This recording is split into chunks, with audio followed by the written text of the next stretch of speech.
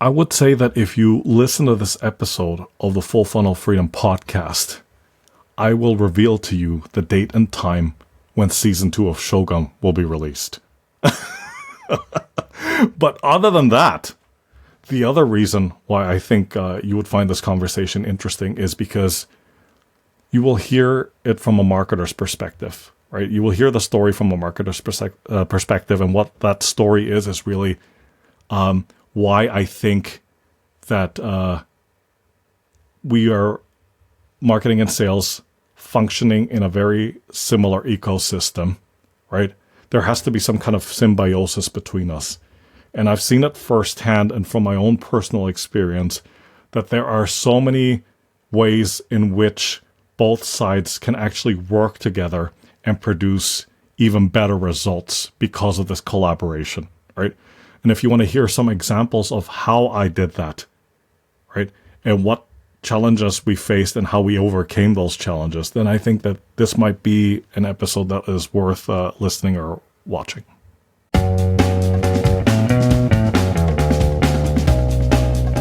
Welcome to the Full Funnel Freedom podcast. If you are listening to this, you are likely leading a team responsible for generating revenue. Purpose of Full Funnel Freedom is to support people like yourself and keep your funnels consistently, reliably full. Welcome to the Full Funnel Freedom podcast. I'm your host, Hamish Knox. Today, I'm really excited to have Christian Klepp joining me as my guest today. Christian is the co-founder and director of client engagement at Einblick Consulting. Einblick means insight in German. He has more than 13 years of B2B branding, marketing, and communications experience across different markets and has worked closely with companies such as Henkel, Philips Lighting, Caterpillar, DSM, ArcelorMittal, UPM, Samsung Display, Logitech, and National Instruments to help them develop the right brand strategy and marketing campaigns. Christian has been invited to speak and give presentations at B2B industry events in Germany, Austria, and China. Before moving to Toronto, Christian has spent much of his time abroad and has lived as well as worked in places like Singapore, the Philippines, Austria, Germany, and China. He has a Bachelor of Science in Business Management degree from the Management Development Institute of Singapore. Christian, welcome to Full Funnel Freedom. Hamish, it's a pleasure to be here. That was a heck of an intro. Thanks for the opportunity. You're very, very welcome, and I really enjoyed our chat when we first got connected about sales and marketing and how these two can not only coexist but thrive together. And before we get into that, though, I've given the audience the 30,000-foot view of who you are and what you do, and clearly you've had a very incredible career. Mm-hmm. Take us down a level. Tell us the story of how you got from where you started to where you are today. Yeah.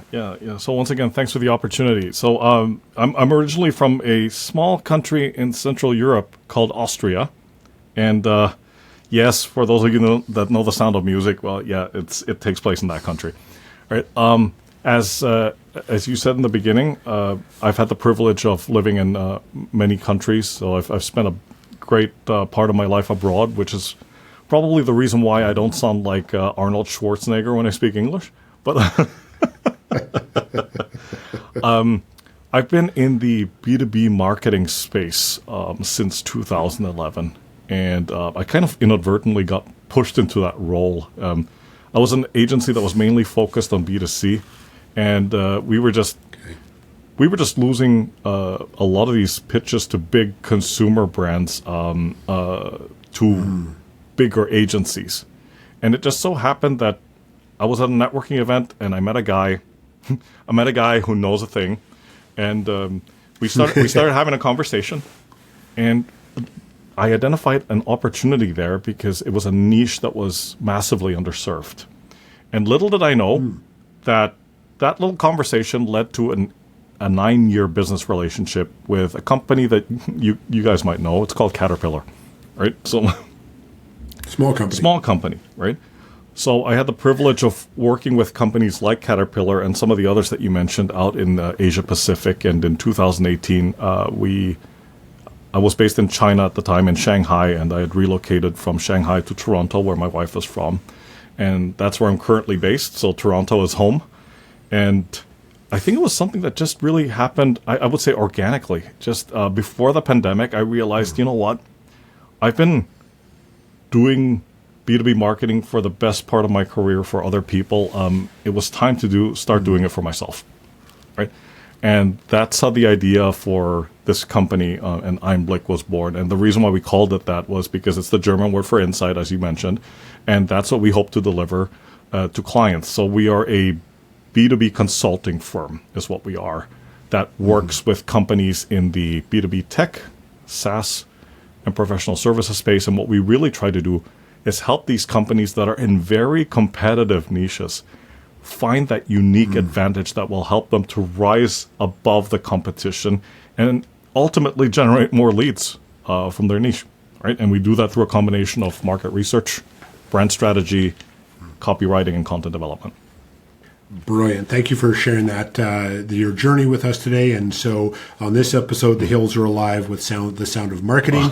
And so let's dive into the topic of today, which is marketing and sales, and how do we make these two groups who are typically adversarial, and even if we do have a leader overseeing both groups, usually there's a bit of a cats and dogs, Mars and Venus, however you want to characterize the relationship between sales and marketing. It's usually not good. So from your experience, Christian, when you look at the typical makeup of a revenue organization, which includes marketing, it includes sales, it includes after sale, why do we have such breakdowns? Like, this boggles my mind that theoretically we are all trying to get to the same mountaintop, yet we all want to push each other down the hill as we're trying to walk up. So why is this the case from your experience? Fantastic question. In my experience, I think it boils down to a couple of things. I mean, one, especially in B2B, it's the nature of the beast. It's the way that these big organizations are structured and programmed, right? And I say programmed because it's one of these, I think, states of affair, right, for lack of a better description, of everybody is kind of relegated to a specific function and business unit, and this is your task. This is what you're mandated to do. And that's just the way it is, right? That's the way we've been doing it for the past 25 years, and so on and so forth. So a lot of it is organizational, structural, but also cultural, right? Because they kind of all go hand in hand, right? There's very little room, despite what the corporate slogans say, there's actually very little room for innovation and teamwork, right? Everybody, it's almost like a survival of the fittest. It's like everybody is always engaged in. I mean, a little bit of healthy competition is great, but this is intense competition at the expense of someone else, right? And I think that all of these factors together are, in my experience, the reason why you have this unfortunate age-old conflict between marketing and sales. And as we talked about in the previous conversation, Hamish, it doesn't have to be that way. It doesn't have to be that way. So why? I've in my experience, I've actually been in situations where I've learned that we can achieve so much more if we work together and if we collaborate, right? But you have to get crazy, right? Like, wow, just mind blowing. That being said, it does require a mindset shift, right? I mean, it certainly was that way with me, and I think I can probably best illustrate this through my own example, my own professional experience, right? And I may have talked about this. Please previously. Share. So I was a product manager in a French company called Sodexo, right? And if for those folks that don't know what Sodexo is, they're pretty big in Europe. I'm not so sure in North America, probably to a lesser scale, but they are basically a company that does catering solutions. So for very B2B, right? So catering solutions for factories, for schools, for facilities. And there's another business unit that does what they call employee benefits and incentive solutions. And that comes in the form of vouchers and prepaid cards, right? So I was part of that division, right? So to cut the long story short, because it's an extremely long story, but the challenge was, in fact, when I came in as part of the new marketing team, sales were down, the teams were underperforming, or they were unable to hit their quotas, right? And we were tasked with the challenge of turning that ship around, which is no small feat. considering that a lot of the senior salespeople had been there for many years, right? So they ran a pretty tight ship. Whether the ship was sailing in the right direction, well, that was something that we had to investigate further, right? And I remember my first couple of months on the job. I remember having meetings with not just the sales directors, but the supervisors and like their subordinates. And they came up with all these reasons why they felt that the product was inferior, and for that reason they weren't able to sell it. And they even handed the marketing team, the new marketing team, they had printed out copies of this list. They called it the 11 barriers, right? And once we it gets better. It gets better. So we actually analyzed these 11 barriers, and we had a discussion with the CEO about it. And the CEO said, "This looks more like 11 excuses," right? And they were basically like they were 11 impediments, right? Yeah. So what did we do to try to find out how we could solve the problem? Well, we did, but what I would even dare to say that some marketers are a little hesitant to do it this way, but we went out into the field with the salespeople, right? Because it's one thing for the sales teams to tell us, well, this is the reason why we're not performing, and because the product is inferior, and this is what the clients are saying. And we said, okay, well, we want to actually hear it from the horse's mouth, right? So we went out into the field with the salespeople. We attended the meetings, right, with the sales team, with the sales team who were having conversations with the prospects and having conversations with the clients. And we were listening to what objections they had, what questions they had, how the sales teams addressed these objections. Oh, and there was one question that the prospect asked that the salesperson, it seems like, intentionally skipped, right? And they would try to avoid the question and just go around it. And like, okay, I'm going to take a note of that. So I was kind of like the invisible journalist there, the invisible observer, right? Because we were allowed to ask questions, but we were also kind of told not to intervene. We were just like, okay, just observe, see what's going on, right? And we would come back from those, and I did about 30 of those field visits, right? And so did other members of my team. And we came back and had findings, and with these findings, we found patterns in terms of, okay, so there were standard questions that all of the salespeople were either hesitant or unable to answer. There were certain objections that the prospects had, which the salespeople didn't have. I wouldn't call them argumentations, but they didn't have compelling answers for. Right? Got it. So we put all that together, and it's not to make the salespeople look bad. And that was something that we communicated with them from the get-go. This is not to say you guys are wrong and we are right. If you're saying that the product is not good, we need to understand why and how we can improve it, because it's probably a question also of refining the offer, right? Which is something we ended up doing, right? And the way that we did it differently as compared to like probably our predecessors is when we came up with marketing campaigns or sales initiatives, big surprise, we got the salespeople involved, right? So, yes, because at some point it's like when we always told them we can do our internal high five where we're doing this and patting each other on the back in the meeting room and saying, yeah, that's a great idea, and then we take it out to market and it flops, and we don't want to go down that route. We want to get your feedback, and we want you guys to test out this idea with your prospects and see if they bite, right? And if they don't bite, we want to know why, and then you come back, you give us the feedback, and we refine the offer further. And Hamish, I'm talking about something that we did over the span of 1 to 2 years, right? This didn't happen in 1 week, right? So got it. We did that. We refined the offer. We came up with campaigns. And another thing that we did, which we also observed, right? Because if we're talking about salespeople, and I know it's different in depending on which company and industry you're talking about, but are we talking about new business, existing business, so the account servicing teams, inbound, outbound? So there's a couple of different sales units, right? Sales divisions, right? Totally. Okay? What we did to help them was we also helped, I'm going to say, update their toolkit, because what we also realized was they were using outdated material. They didn't have what we call the barriers to entry sheet, which helped them to prepare and anticipate the most common argumentations, the most common barriers that they're going to encounter. For instance, if a prospect says you're too expensive, how do you counter that? How do you convince them that this is not about necessarily just the cost? It's about having the right investment, right? So updating that. And another thing that we noticed was some of these guys, not all of them, but some of these sales guys were going into these meetings with prospects completely unprepared. Shocking.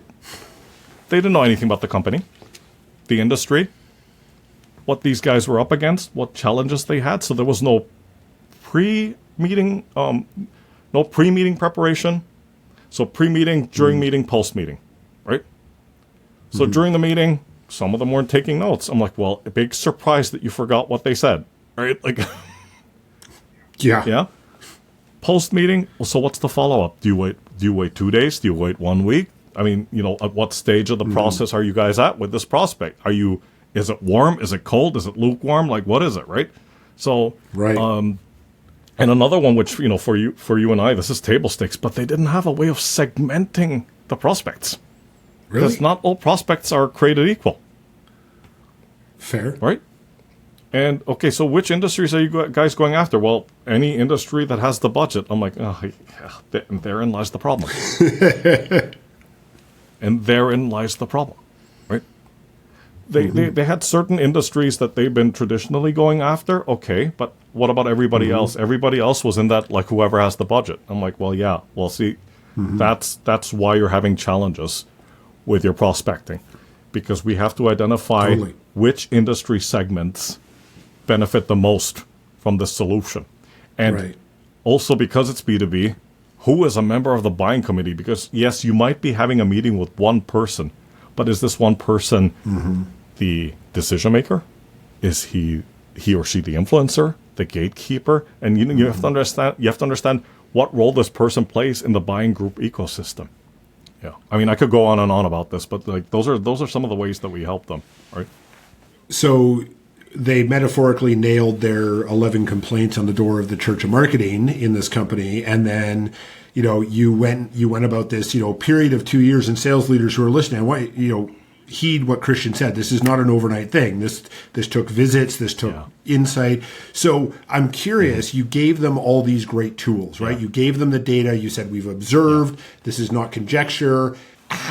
What happened after that, right? So you rolled out this amazing support system for the sales team, built on real data, and then what happened after that? Yeah. So okay. Well, for starters, I was a junior product marketer at the time, so it wasn't me leading the initiative. I was part of the support function, right? But to answer your question, it was met, as we anticipated, it was met with resistance in the beginning. I would say it's not even you don't know what you don't know, but if you are going up against people that have been doing it the same way year in, year out for many, many years, and all of a sudden a new business unit comes along and in so many words and reports tells you that things are, it's time for a change.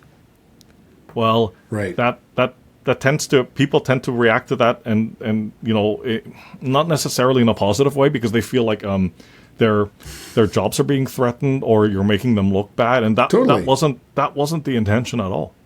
The intention at all was to help them to see the bigger picture, and the bigger picture was that if we don't turn this around, you're going to continue on the slope of not hitting your quotas, right? And nobody wants that. Nobody wants that, because we'd have the global team visiting us on an annual basis, and if we keep showing them these charts where everything's in red, well, guess what? They're not going to be very happy, right? And when they're not happy, guess where the investment gets diverted to? Not to us. So it was a very collaborative process, and I hate to use this word because of what it insinuates, but a lot of education was involved. Education in the sense that, okay, this is what you guys are saying. These are the barriers, right? These are the challenges that you're facing. We've conducted the research. We've gone out into the field and we've collected the data, and this is what the data is telling us. Your prospects are saying that this is the reason why they don't have intention to buy. Well, we've heard the interviews, we've heard the sales, we've been in the sales meetings, we've heard the sales calls, And this is what we took away from that. And what we basically, I would say 7 times out of 10 took away was it wasn't a complete no. And for us, that was a sign. That means that there's an opportunity to get it to a yes. But we have to find out what it requires to get closer to that yes. What is it exactly that these prospects are facing, and how can our product or slash solution, how can that help them in their goals? Because at the end of the day, it's also you also have to answer the "what's in it for me" question, right? Slowly but surely, and it was a lot of I wouldn't say trial and error, but it was a lot of like testing. There was a lot of A/B testing going on, right? Like, okay, we come up with an offer. We run it past the salespeople internally, and they bring it out into the field to test it. They come back with the feedback, and we continuously iterate it, right? So let's just say that the first campaign that we rolled out wasn't a home run, right? There were a lot of learnings that came back from that, right? But the one thing that was a constant is that we kept the sales team informed, and we continued to keep them involved, because if we get them involved in the campaigns, they will feel like they have a role to play. Right? They will feel because they've contributed ideas to the campaign and what we should do. They feel like they have a role in that ecosystem, right? And at the end of the day, they're the ones that win. If they hit their quotas, if they close the deal, that's them. That's their achievement. Right. Totally. So every time we had weekly meetings, it wouldn't be, okay, it's just a sales meeting or it's just a marketing meeting. It was a combined sales and marketing meeting. If we were talking about sales initiatives, the marketing department was involved. If we were talking about marketing initiatives, we always had the sales supervisors and the director, if they were available, sit in. And we would always get their opinion on everything that we wanted to roll out. Because at the end of the day, it's the sales that benefit from whatever work we produced.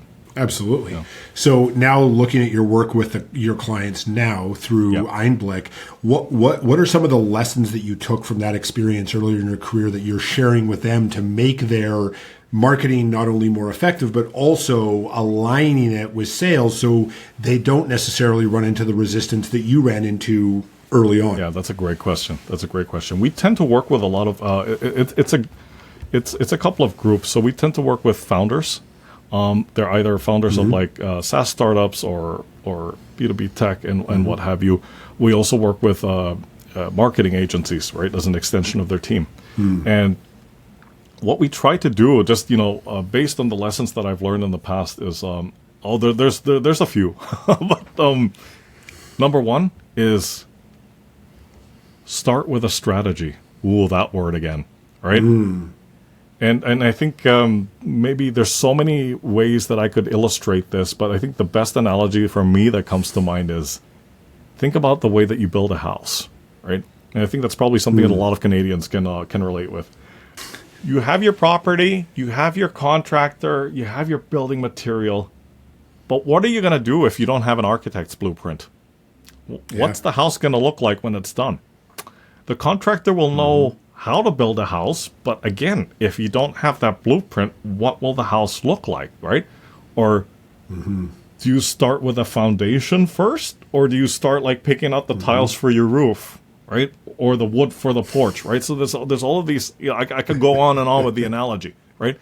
But long story short is, I bring up this example to illustrate that some of the clients we work with, they are so, and I love using this term, they are so seduced by technology and chasing the newest hack, and finding the quickest, like finding the best shortcut and what have you. And to which I always say, like, look, if somebody says like, oh, Christian, you know what? We absolutely have to have a TikTok campaign because a friend of mine showed me these videos on TikTok and it's great. And I'm like, okay, who's your target audience again? Oh, it's this demographic. It's this demographic, and they're about this age and all that. Like, okay, they're in their 50s and something.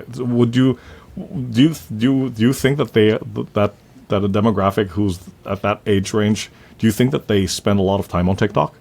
Probably not, right?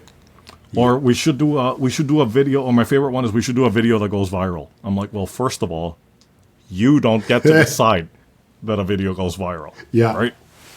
Very true. That's up to your audience. That's up to whoever views the video, right? If they like it, they'll share it. But even if they share it, that doesn't necessarily mean it's going viral, right? And at the end of the day, what is it that you want to achieve, right? I mean, I'm bringing up all these examples, but it has to start with you have to have a game plan, right? Have this all mapped out, because if you don't have a strategy, if you don't have a plan, you're going to not only waste a lot of money, but you're going to waste a lot of effort and another precious asset, time. You're going to waste time on things that you don't necessarily need to do, or they might not yield the best results, right?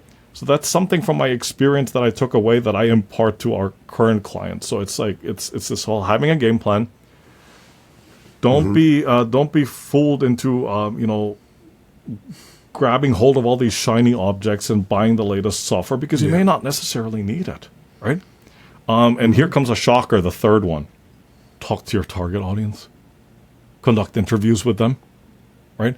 Keep your target audience, your target customer in mind at all times, right? For example, if you create a website, do not create the website from an inside-out perspective. And what that basically means is, like, everybody internally looks at it and says, yeah, that's fantastic, and and the website ends up being all about yourself and how great your company is and how awesome your products are, and it doesn't take your customer into consideration at all. Right? Absolutely. The fourth one is be very intentional and plan out how you're going to keep your funnel full. How are you going to, think about your sales tactics, your sales process, the procedures, right? And I remember having this conversation with you previously about people that tell me, like, okay, so, Christian, I heard you have a podcast, and, what's the ROI on that? And, how much business do you generate from that? And I always tell them, like, I did not create this podcast to have a revolving door of leads. That certainly wasn't my primary motivator, right? It was something that happened organically or not, right? Because not everybody that I interview is going to be a potential customer, and that's okay, because that's not that wasn't the objective of the exercise, right?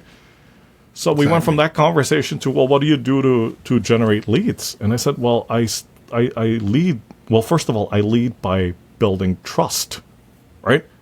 And build by having relationships, right? Because in the B2B world, if people don't trust you, man, they're not going to work with you, right? So Amen. You lead by building trust, by leading, by building credibility, by being an authority in your space, and also by building up a network where you lead by helping and not selling.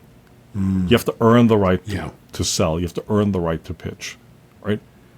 Totally. And so when people come to me and say, well, I'm probably not going to go down that road with podcasting because that'll take too long. I'm just going to do lead gen, where people are going to guarantee me X number of appointments per week. To which I say, good luck with that, right? I'm not sure what it is you sell, but I can imagine that you probably can't close that deal on a 40-second phone call, right? 100%. Or an email, for that matter. So, yeah. So just to answer your question, those are a few of the things that I try to impart to customers and people that I work with now. Well, thank you very much for sharing that with the sales leaders listening around the world. So, Christian, you and I could clearly chat about marketing and sales, all this stuff all day long. I have a few questions for you before we wrap up our episode today. First question being, if you could go back and coach younger Christian, go back as far as you like and go, hey, younger Christian, you have this amazing career, work all around the world, work with these great brands. You will also have a lot of scar tissue and bumps and bruises. Yes. What would you coach younger Christian to say or do different to get to the same place? Little less scar tissue, fewer bumps and bruises. Absolutely. Great question. I would probably say, even if you are busy, or if you find yourself in a period where you're just extremely busy with work and servicing clients, meeting project deadlines and what have you, never stop prospecting. And I learned that the hard way. I was drawn into, like, okay, I'm super busy with these one or two clients, and I'm just going to keep my head down and keep plowing through and powering through and what have you. And then I realized, as life happens sometimes, the relationship ends for whatever reason, right? Or the project wraps up. And then all of a sudden you find yourself like, oh, wait, hang on. I don't have any other work, right? And, as an entrepreneur, that's a scary thing when you don't know where the next project is coming from or where the next client is coming from. Yeah. And so you spent all that time being busy with this one client or two clients, and then you totally neglected, these other possibilities, right? I don't know how much gardening you do, Hamish, but, we tend to do it here in Toronto when we can because Lord knows our summers are super short. And it's the same thing, right? Fair. You end up planting some seeds, and my daughter keeps asking me, well, why hasn't it grown yet? I'm like, well, it's only been 5 days, right? Fast forward 3 months later, we've got less sunflowers in the backyard that are taller than I am, right? And I bring up that example to say that the same is true in sales, right? You make connections. You meet some new people on LinkedIn, and you start having conversations with them. I never expect them to come back in a week and say, "Hey, Christian, let's I love what you do, man. Where's your contract? Where do I sign?" Totally. It takes months. Sometimes it takes years, right? Because it's that old. It's not even an adage. It's just a fact of life in the B2B world. For about 90% of the time, people are not looking to buy, right? They're trying to see what's out there. They've probably identified some demand triggers or something that triggered some kind of problem or some situation or some moment that arose within their professional lives that triggered them to look for a solution. But even when they're looking for that solution, that doesn't mean they're taking their credit card out and they're ready to buy. Not yet. 100%. Right? Yeah. But that's very true. That's what I would tell my younger self in so many words. I absolutely love that. I think you were actually the first guest ever to talk about, I would advise my younger self to keep prospecting, and sales leaders, you all know that's the lifeblood, and you've had plenty of sellers on your team who, like Christian said, were service, or working on projects, and all of a sudden their funnel starts to look more like a pencil. So heed that advice, and I love that you shared that, Christian. I am curious, what have you read, watched, or listened to, whether it's recently or in the past, that you would encourage the audience to check out to further their own development? Yeah, absolutely. So I've been thinking long and hard about this one, but there's a couple of things that do come to mind. I've been reading a book called Happy Money by a guy called Ken Honda. Ooh. So he's rumored to be like the Japanese version of Warren Buffett. So it's basically the Japanese art of making peace with your money, right? And it's going back to that that old saying, or this misconception, I would say, that people think that money buys you happiness, and this book really proves that that's completely the opposite, right? It's I can't remember which rapper it was. It might have been P. Diddy. More money, more problems, right? So, and it's so true. Yeah, it's so true. So that's one I'm reading at the moment, which I highly recommend. There's another one, because I am a branding guy, so Building a Story Brand by Donald Miller, right? And it's a great way to look at branding also from not just a business but also a communications perspective. The most compelling, what are the most compelling things that you can communicate about your brand to your potential target audience? And I love one of the lines that he had in the book where he says, "Please don't make people burn calories to figure out what it is you do." Right? Like, great phrase. Right? Yeah. So that's another one. And I think the third book is one that I mentioned to you in our pre-interview call, which is a book by a gentleman by the name of Ron Tite. And it's called Think, Do, Say. Yes. And it's like, mean what you say what you mean, right? And cut out all the jargon. Amen. And be clear. Amen. Love it. Love it. I love those recommendations. Thank you for those. Christian, last question I have for you. You've already given us great ideas and insights on marketing and sales and how to make them align. What do you have as a final thought, a closing bit of wisdom, or even something to plug? The floor is yours. Yeah. Well, first of all, thanks again for having me. I really enjoyed our conversation. I think my parting advice would be to all of those sales leaders out there who are dealing with marketers, we have so much in common. We have so many more commonalities, right, than we do differences. And I have seen it myself personally and professionally that marketing and sales can actually collaborate together wonderfully, and we can be assets to each other. So find those commonalities, find those ways to collaborate, and please do not function in silos, right? That is a thing of the past. It should stay in the past. It should stay in that old dusted book on the shelf, right? Absolutely. I love it. Great way to wrap us up today, Christian. Thank you for being a guest on Full Funnel Freedom. Thank you.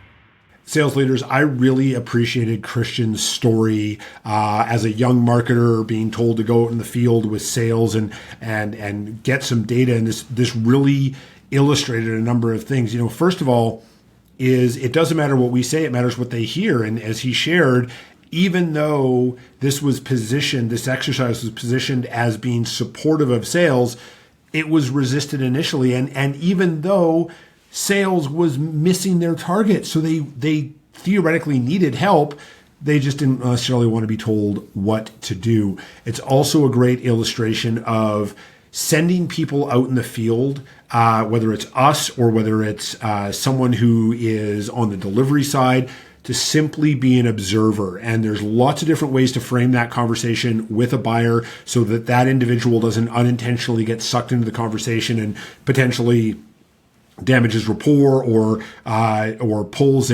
creates friction in an opportunity because they said something that they didn't necessarily need to share.